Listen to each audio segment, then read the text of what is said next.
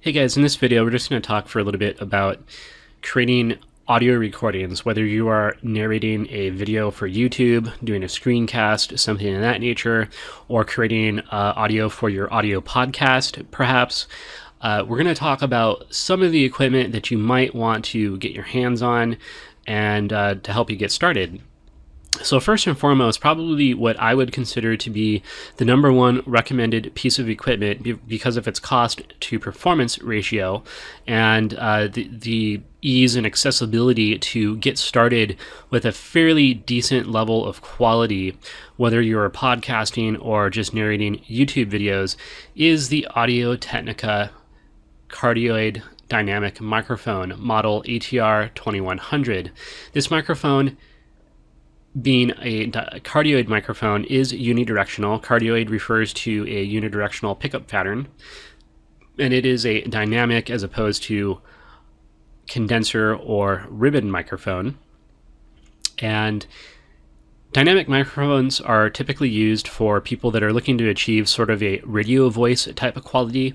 They're pretty good with the lows, whereas a condenser microphone is going to be better with highs, and those would be commonly used by people that might be recording a singing voice, or in some cases people just simply prefer certain condenser microphones and they may still in fact use them to create podcasts or other similar types of audio recordings, and we'll get to one example of that here in a moment. The Audio-Technica ATR2100 being less than $40 commonly here on Amazon, I actually was able to purchase this microphone along with the onstage foam ball type microphone windscreen, also known as a pop filter, which is currently pulled over the top of this microphone.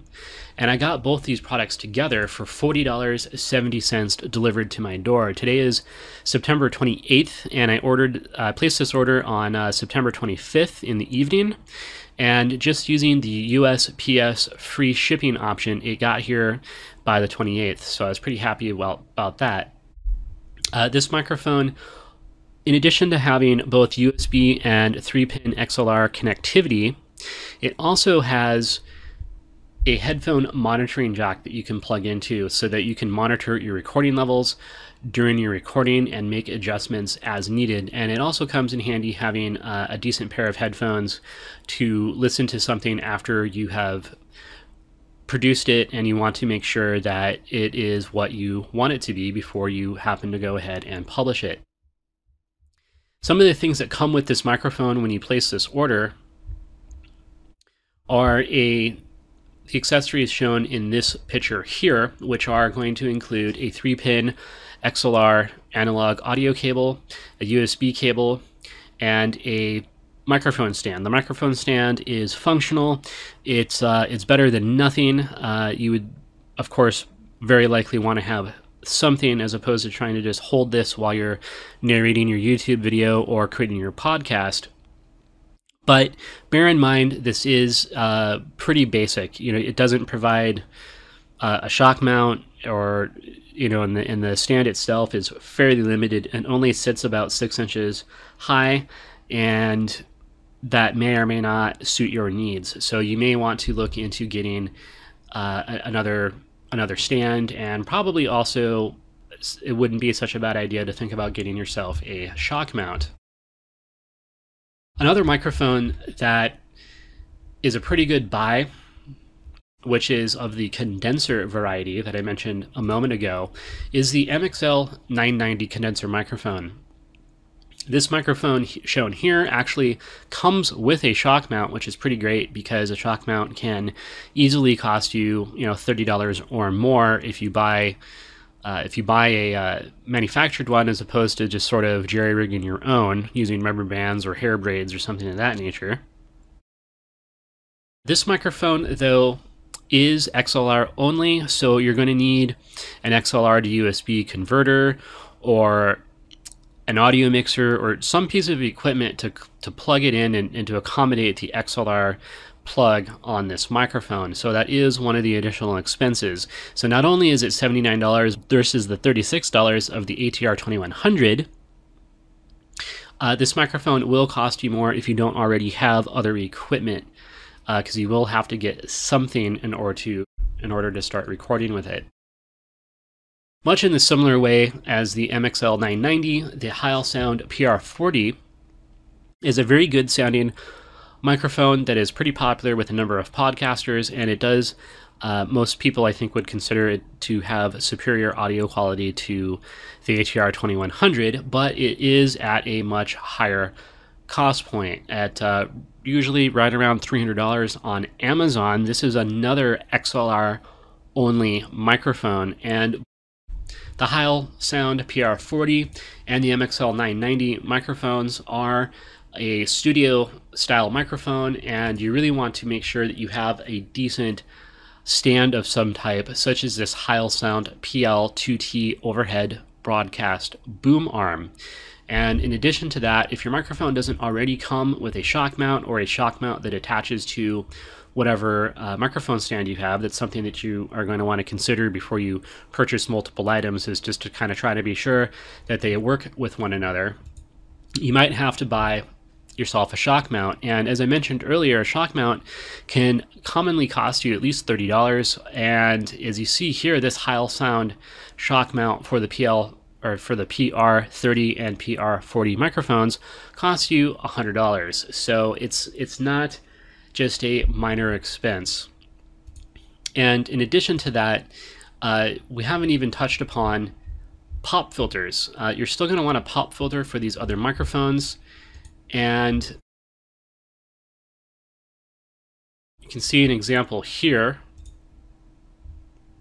Just as one quick example, this is something that you can attach to your microphone stand or somewhere very close to your microphone, preferably your microphone stand, and you just position this screen in front of the area of the microphone between your mouth and the microphone, and it provides some protection from plosive sounds, which are puffs of air commonly produced by P's or T's when you're speaking.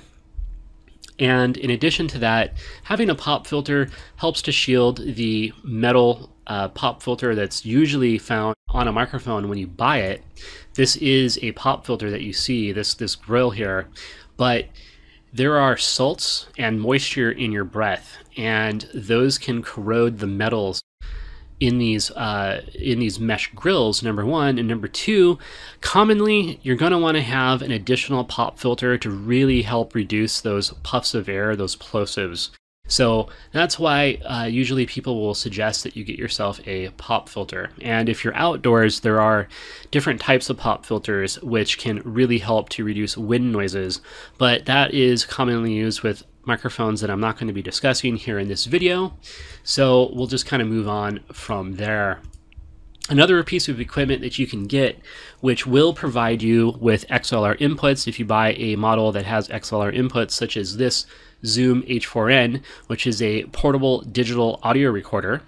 And this particular one does provide XLR inputs, and it also has a headphone monitoring jack for when you're plugging in your ATR2100 or other XLR device. You can still monitor yourself during recording.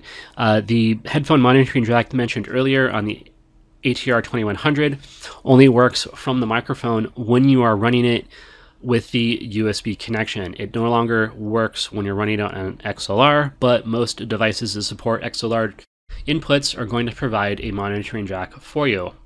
This particular listing shown on the screen now is actually a kit for the Zoom H4n, and you can see that it comes with a remote, a few different cables, a AC adapter, and a tripod mount, and it is about $30 more than what the common list price here on Amazon is for just the audio recorder itself. It's usually right around $269. I believe I've seen it for as low as $229 here on Amazon, and I think I've seen it once or twice for about $189 or $199 on eBay.